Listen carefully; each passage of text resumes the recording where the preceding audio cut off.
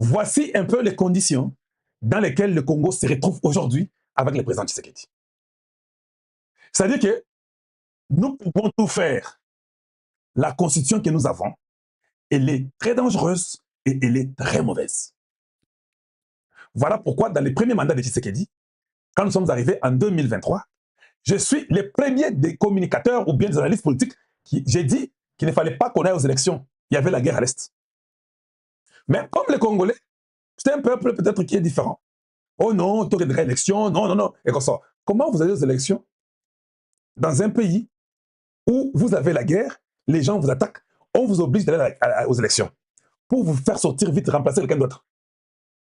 Mais en même temps, quand vous voulez changer la constitution, vous dites non, nous sommes en guerre. Ne touche pas. Bonne madame. Ne touche pas, papa. Nous sommes en guerre. Tu veux toucher quoi? Non. Il n'y a rien que tu peux changer. Nous sommes en guerre. Constitution, il va d'accord, bongo. Toi, tu es en côté. Et puis, il peut aussi aller l'autre côté, tout ça, bitumba. Maintenant, quand tu dis que je fais des élections, oh non, non, non, non, non. Ces élections, tu peux les faire, c'est pas un problème. C'est juste des territoires ou trois qui ne sont pas là. Bon, ils peuvent voter après. C'est l'élection. Voilà comment on vous fait vivre dans un pays. Voilà comment on peut importuner 140 millions d'âmes. Voilà comment on peut voler sous vos yeux. On vole toute une nation. Avec quelques individus, quelques papas de la très mauvaise qualité qui se sont mis à table en train de faire une constitution, mettre les écritures contre vous. C'est comme s'ils ont complété contre votre bonheur. Ils viennent du Rwanda, ils viennent de la Belgique, je ne sais pas de quelle autre brousse. Ils écrivent des histoires en train d'hypothéquer votre vie et puis ils vous demandent que non, protégez cette histoire ici, que personne ne puisse détruire ça, mais votre vie est hypothéquée à 100%. Où vos enfants n'ont aucune récompense, ni rémunération, ni rien de toutes ces histoires-là. Rien. Et nous vivons. Et on dit aux gens, non, non, non, Alingati Kanabokonzi pour longtemps. Alors, c'est très bien. Alingati Kanabokonzi très longtemps, Tolinga Longokuna.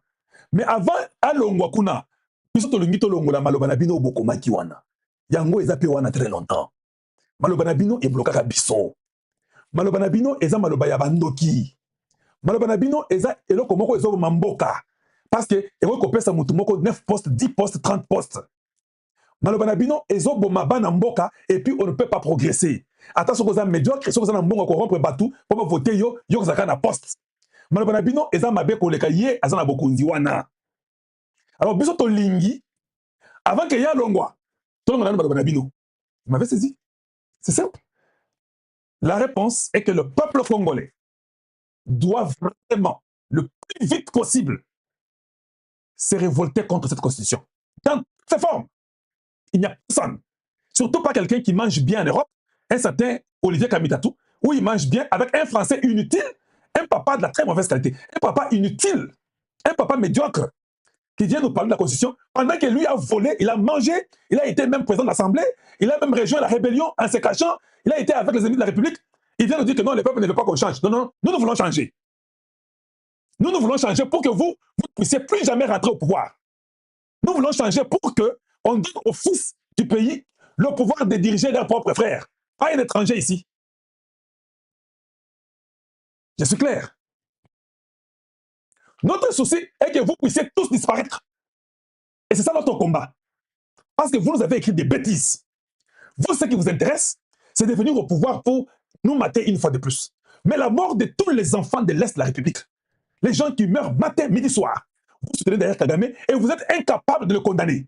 Et bien vous nous demandez à nous de garder cette loi inutile que vous avez rédigée pour nous. Mais vous étiez incapable de juste pointer de doigt celui qui tue nos mamans, celui qui tue nos papas, celui qui tue nos frères et sœurs.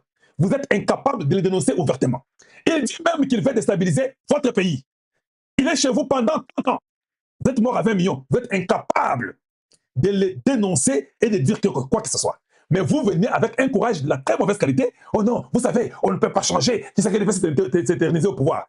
Mais Tshisekedi s'éterniser au pouvoir, c'est beaucoup mieux que de nous garder une écriture qu'on appelle loi fondamentale qui est fausse, qui ne nous donne rien en retour, nous, en tant que peuple. Voilà. Si vous voulez que Tshisekedi ait un gouvernement de 15 personnes, un gouvernement de 10 personnes, si vous voulez que Tshisekedi puisse avoir 9 provinces ou 7 provinces, les réduire, si vous voulez que Tshisekedi soit en mesure de nommer les gouverneurs, si vous voulez que Tshisekedi soit en mesure de chasser les incompétents, quelle que soit leur organisation, si vous voulez que nous puissions diminuer le train de vie des institutions, comme vous pleurez vous tous là, que non, ils sont payés plus, si vous voulez diminuer toutes ces bêtises que vous condamnez Tshisekedi chaque jour, vous devez montrer votre sérieux par désamorcer la loi fondamentale qui est très mauvaise. Je suis clair avec vous.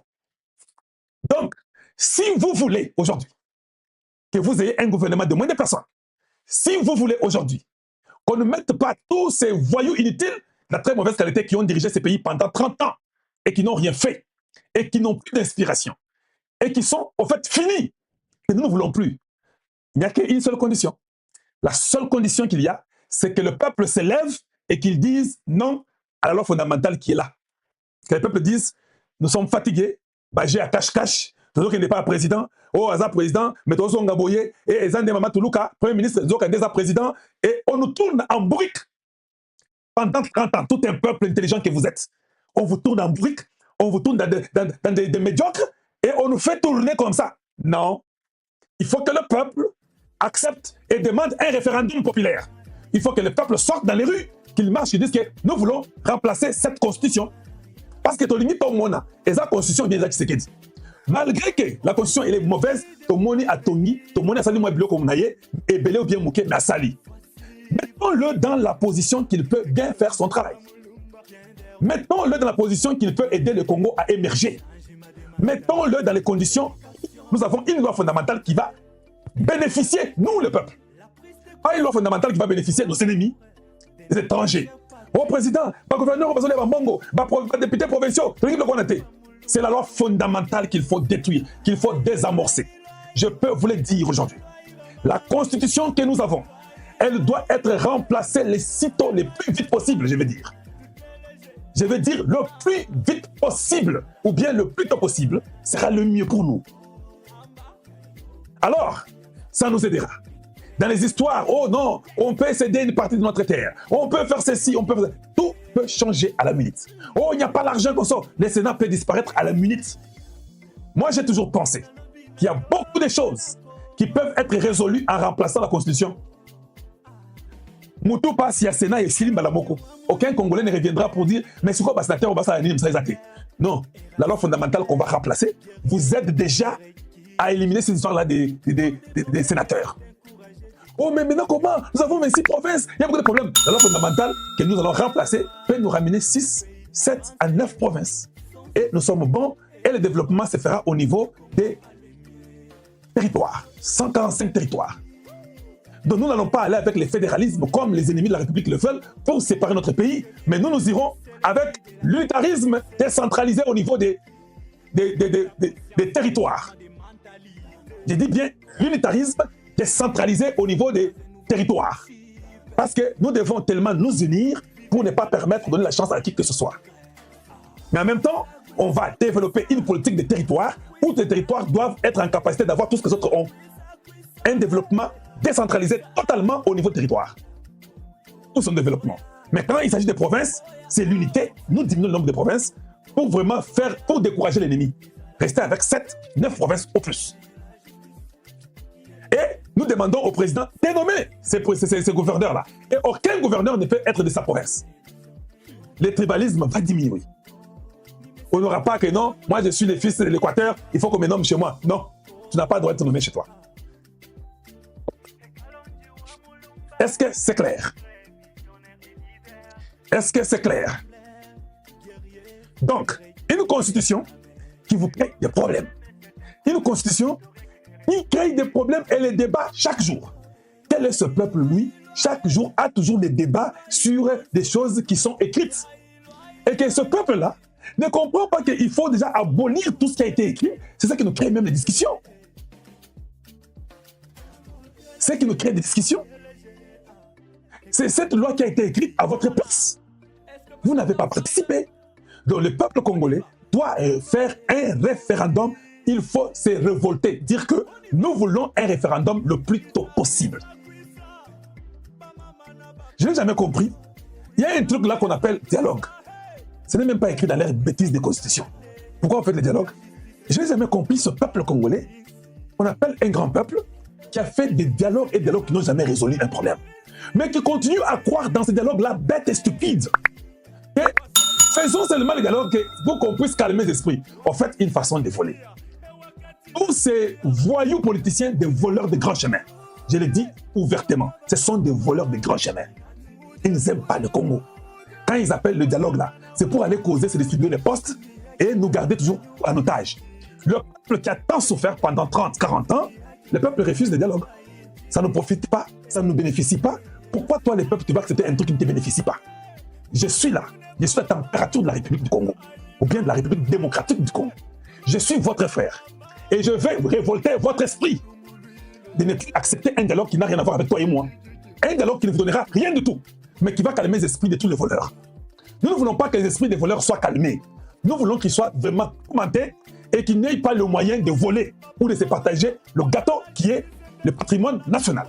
Il faut qu'on les tourmente et qu'on refuse ce dialogue-là à tout prix. On ne veut pas de ça. Donc, à un moment donné, nous devons savoir ce que nous voulons. Nous, en tant que peuple congolais, Olingi Nini en réalité,